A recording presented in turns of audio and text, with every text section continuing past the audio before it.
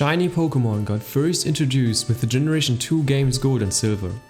But did you know that you can find and hunt shiny Pokémon already in the Gen 1 games? On top of that, did you know that you can even shiny hunt 99 out of the 100 Johto Pokémon from Gold, Silver and Crystal in the Gen 1 games Pokémon Red, Blue and Yellow?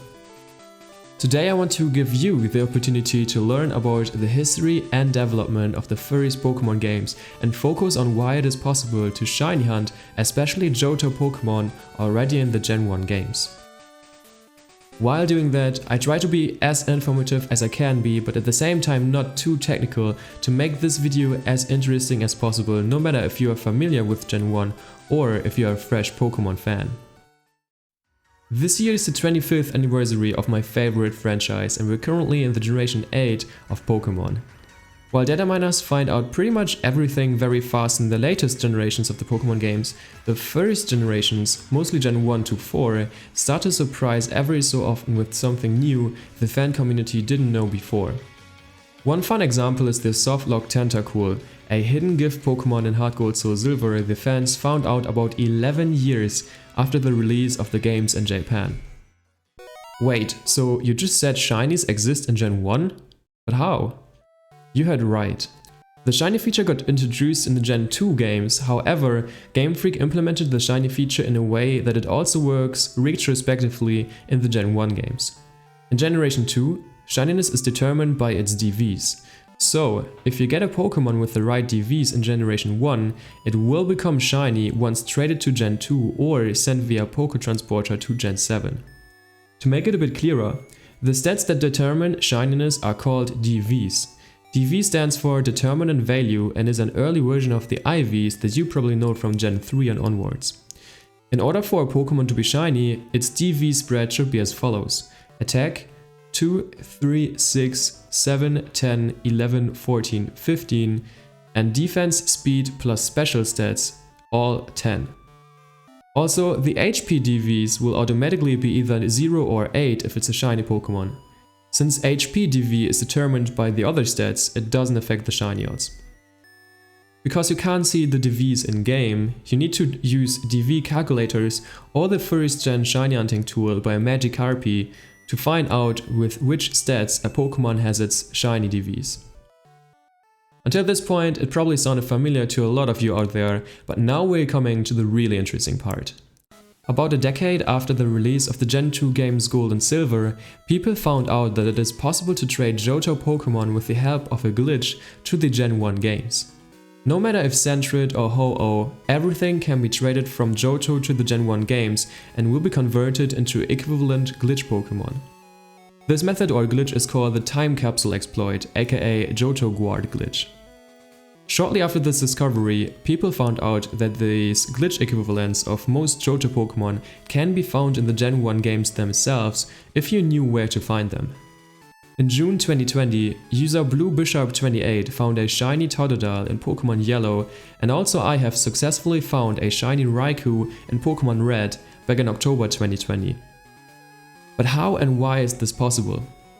To understand why you can find something that didn't even exist yet in the Gen 1 games, since both the shiny feature and Johto Pokémon got introduced with the Gen 2 games Gold and Silver, we need to dive deep into the history of the development of the first Pokémon games. The first Pokémon games actually had a very long phase of development. It all started with the idea of a man named Satoshi Tajiri. In the early 1990s, when Tajiri first saw children playing together with Game Boys using the game link cable, he imagined insects crawling along the cable between the two systems. As he thought about the capabilities of the game link cable, his idea for Pokémon grew, as he wanted to give children the chance to hunt for creatures he created. After several failed attempts at pitching this idea to Nintendo, Tajiri's new friend Shigeru Miyamoto pitched it to the company, and Nintendo began to front the project, spending 6 years developing the games that would become a worldwide sensation. Before starting with the development on the actual cartridges, Tajiri's team worked out all the designs and concept ideas for the future Pokémon games. From day 1 of development to the end of year 6, where the games got printed on real cartridges, quite a few things got changed. Originally, Game Freak was going to include 190 Kanto Pokémon instead of the 151 we know. During the development, they realized that given the space limit on the hardware back in the day, they needed to cut out some content. This way, 39 of them got cut out, and some of them got later used in the Gen 2 games Gold and Silver. Ironically, after development of the games was finished, and right before they got printed on cartridges, there was just a tiny bit space left, so programmer Shigeki Morimoto secretly added his creation Mew, which was a hidden Pokémon just for the developers to enjoy. As we know today, people found out about this mysterious Mew through glitches in the games, and it became very popular. But back to our main topic. In Gen 1, all Pokémon have an unseen index number used to identify them in the game's code. By checking this list of Pokémon by index number, you can see the order in which the Pokémon got entered in the game's code. Ken Sugimori, the game's character designer, confirmed that Rhydon was the first Pokémon designed. You can see that Rhydon got entered into the games first, so it makes sense that this index order is similar to the order in which the Pokémon originally were created. Victreebel is last on this list, which indicates that all 190 Pokémon were designed before the original games were completed. This is the reason why you can see Ho-Oh in the very first anime episode, which got released in April 1997, years before the release of Gold and Silver. And this is why you see Pokémon like Togepi, Snubbull, Donphan and more Johto Pokémon already in the first anime season or movie. But how does that help us to find those Johto Pokémon in the Gen 1 games? The reason is quite simple. When the developers cut out those 39 Pokémon to postpone some of them for the Gen 2 release, they didn't really delete them out of the games. Here I will show you what happened in the game's code. Each Pokémon has an internal ID number and a Pokédex number. For example, Bulbasaur has the Dex number of 1, but Rhydon has an internal ID number of 1. The Pokédex number and name of the Pokémon are derived via the internal ID, so technically more than one Pokémon can have the same Pokédex number. The internal ID number is the only truly unique identifier between Pokémon species. The sprites of the Pokémon, however, are then derived by its Pokédex number. If we now have a look at the list of Pokémon sorted by internal ID number, you will notice a few Pokémon with the Pokédex number 0. These Pokémon are the 39 Pokémon that got removed during development. However, instead of deleting the whole data of those internal ID numbers, the developers just removed the Dex numbers of those Pokémon. Missingno, aka Missing Number, was born. Because every Missingno shares the same Pokédex number, the game always loads the same sprite when people encounter this glitch Pokémon. You now see, Missingno is not just one Pokémon, in total there are many different Missingnos, and each will transform into a different Johto Pokémon if you transfer them over to the Gen 2 games. But what about the other 61 Johto Pokémon, you ask? Well, Missingnos are not the only glitch Pokémon that exists in red, green, blue and yellow. It happens that every Johto Pokémon, with the exception of Celebi, has a glitch equivalent in the Gen 1 games. Due to how Gen 1 and Gen 2 games are coded, their index have 256 entries, 0 to 255, and that's why all these glitch Pokémon exist.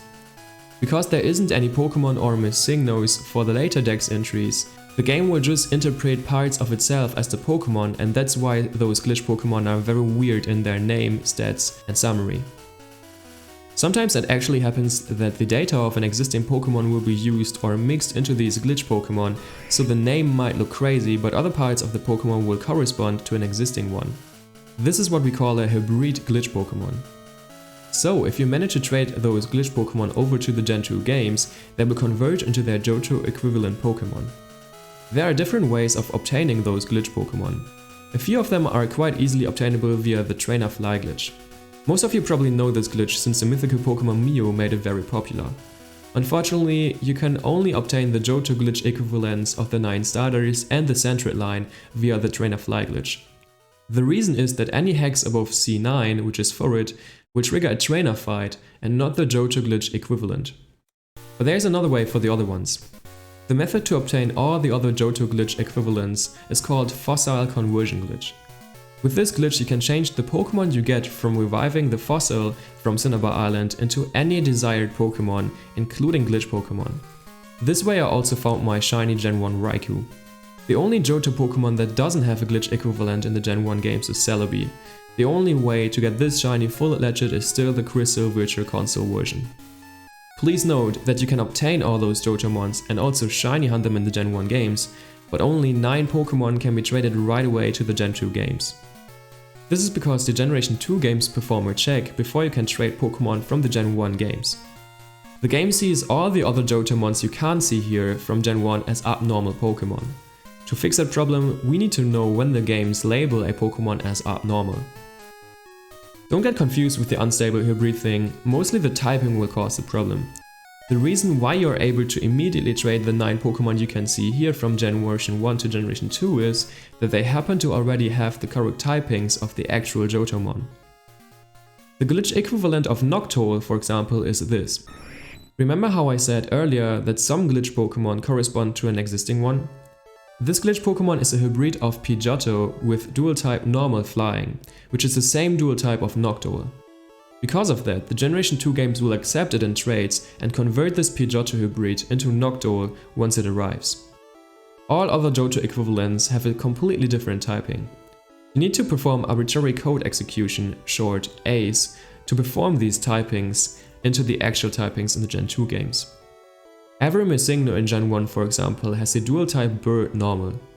Bird doesn't even exist anymore since this type never got officially released. My Gen 1 Shiny Raikou was also a Missigno, so I needed to perform ACE to change its typing from Bird normal to Electric Electric. If you want to see this in action, or if you're just curious how it looks like shiny hunting one of those Johto Pokémon in Gen 1, feel free to check out my Gen 1 Shiny Raikou reaction video. Even after studying the Generation 1 Pokémon games for quite a while, I still get surprised about what is actually possible in these games. To know that there is a way to shiny hunt for all the cool Johto Pokémon is absolutely wild, and I would love to see more of those shinies in the future from the community. I hope you guys were able to learn a bit today and enjoy the video. If you have any questions, feel free to check out the video description or ask in the comments down below. For now, thanks for watching and good luck on your hunts.